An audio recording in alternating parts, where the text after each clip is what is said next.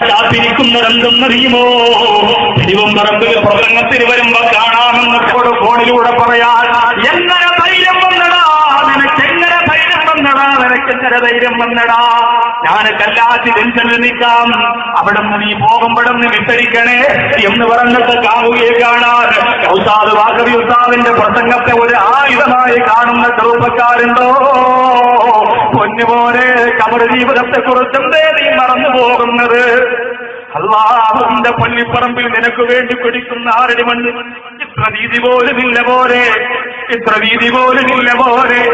എങ്ങനെയാണ് അതിന്റെ അകത്തേക്ക് ചെന്ന് കിടക്കുക? പൊട്ടിക്കറയണം, സൗമതയണം, വിളിക്കണം, ദ്വാരക്കണം. അല്ലാഹു തന്ന അനുഗ്രഹത്തെ കുറിച്ച് പടച്ചവനോട് പൊട്ടിക്കരഞ്ഞുകൊണ്ട് പറഞ്ഞു. അല്ലാഹു നമുക്കും നമ്മുടെ ജീവിതത്തിൽ എന്തെന്ന സമാധാനം എത്ര വലുതാണ്, സ്വസ്ഥത എത്ര വലുതാണ്. ജീവിതത്തിൽ അല്ലാഹു തന്ന വെടുപ്പും വൃത്തിയും എത്ര ഭയാനകരമാണ്. എന്നിട്ടും പടച്ചവനോട്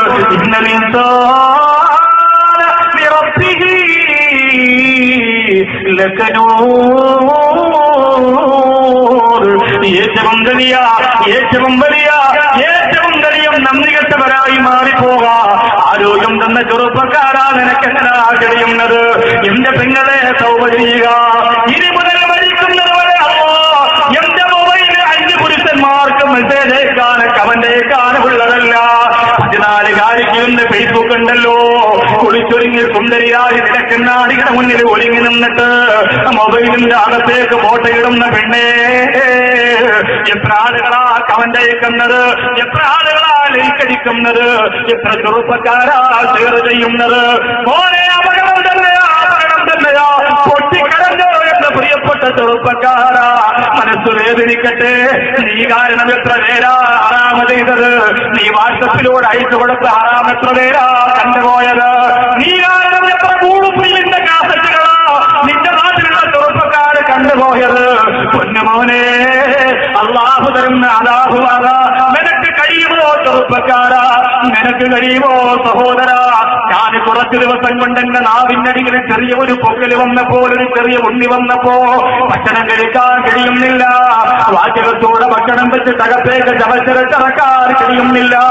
ആകെ ജ്യൂസ് മാത്രം കുടിച്ച്, ഇളനീര് മാത്രം കുടിച്ച് 3-4 ദിവസമായി പാവപ്പെട്ട നൗസാദ് ഭാഗം പ്രസംഗ സ്റ്റേജിലേക്ക് കടന്നു വരുമ്പോ എന്റെ മുമ്പിലിരിക്കുന്ന ഉമ്മ അപ്പോഴൊക്കെ അറിയാതെ ചിന്തിച്ചു പോയതെന്താ? ചെറിയ ഒരു സൂചിക്കുത്തിന്റെ അളവില് നാവിന്റെ അടിയിൽ ചെറിയ ഒരു അപാകത അല്ലാഹു തന്നപ്പോ കഴിയുന്നില്ല റബ്ബേ. ഇന്നൊരു വേദനയാണ് തണുത്തവര്. എന്റെ പ്രിയപ്പെട്ട ചെറുപ്പക്കാരാ, അല്ലാഹുവിന്റെ കോടതിയിൽ നരകത്തിന്റെ തീറ്റൂടിൽ നിന്റെ നാവ് പിടിച്ച് പടച്ചവൻ കെട്ടുന്ന രംഗം വരുമല്ലോ. അല്ലാഹുവേ, ഞങ്ങളെ കാത്തിരക്ഷിക്കണേ അല്ലാഹ്. യൂട്യൂബിലൂടെ, ഫേസ്ബുക്കിലൂടെ, നെറ്റിലൂടെ, കാവലയിലൂടെ, ഹറാമിലൂടെ, പരിസരത്തിലൂടെ, കണ്ണിലൂടെ നമ്മുടെ മനസ്സ് കറുത്തുപോയി റബ്ബേ, കറുത്തുപോയി അല്ലാഹ്. ഇന്നലെ ഖുർആനിന്റെ ആയത്ത് ഞാൻ പറഞ്ഞല്ലോ, ഭാരക്കവിനെ പോലെ കടത്തുപോയത് കൊണ്ട് ഒരു പ്രസംഗവും നിന്റെ കർണപുടം ഇടിച്ചു പൊളിച്ചകത്തേക്ക് കടന്നു വരുന്നില്ല. നിനക്ക് പാട്ട് മതി, നിനക്ക് ഡാൻസ് മതി, നിനക്ക് തുണിയില്ലാത്ത അരിഞ്ഞാട്ടം മതി, നിനക്ക് കള്ളുകുടി മതി, നിനക്ക് നിന്റെ ജീവിതത്തിന്റെ ഹരം മാത്രം മതി. ആ നിയമങ്ങളെ കടന്നു വരുന്നില്ല.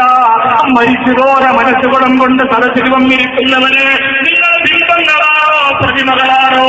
ഒന്ന് കരയാസുരം ചെറുപ്പക്കാരാ, ഒന്ന് കണ്ണു നിറയാസുരം ചെറുപ്പക്കാരാ.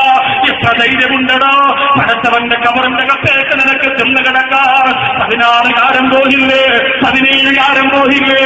ഇന്നലെ നാദാപുരത്ത് വാഹനാപകടത്തിൽ മരണപ്പെട്ട സഹോദരന് ദുആ ചെയ്യാം.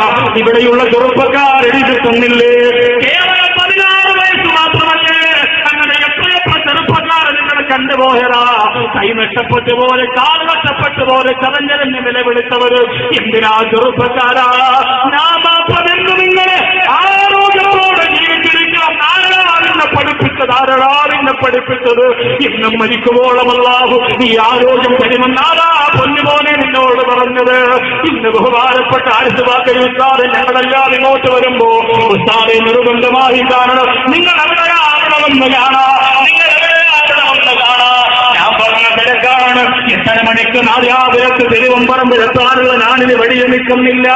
ഇല്ല ഉസ്താദേ, നിങ്ങൾ വരുന്ന വഴിയിൽ ഒരു മക്കുവറയുണ്ട്, അവിടെ ഞാൻ എന്റെ പൊന്നുമോളെയും കൊണ്ട് നിൽക്കുകയാണ്, എന്റെ തങ്കക്കുടത്തെയും കൊണ്ട് നിൽക്കുകയാണ്. ഉസ്താദിനെ കാണണമെന്ന് വല്ലാത്ത മോഹമാണ്. ബാക്കി ഉസ്താദിനെ കാണണമെന്ന് പറഞ്ഞിട്ട് കരയുക. 8 വയസ്സുള്ള ഫാത്തിമ എന്ന് പറയുന്ന പൊന്നുമോളാണ്. അല്ലാഹുവേ, നടക്കാൻ കഴിയാത്ത തങ്കക്കുടമാണ്, നടക്കാൻ കഴിയാത്ത പൊന്നുമോളാണ്. ആ മക്കാമിന്റെ മുമ്പിൽ വന്നപ്പോ പ്രിയപ്പെട്ട ഉപ്പ പൊന്നുമോളെ വാരിയെടുത്തുകൊണ്ട് നിൽക്കുകയാണ്.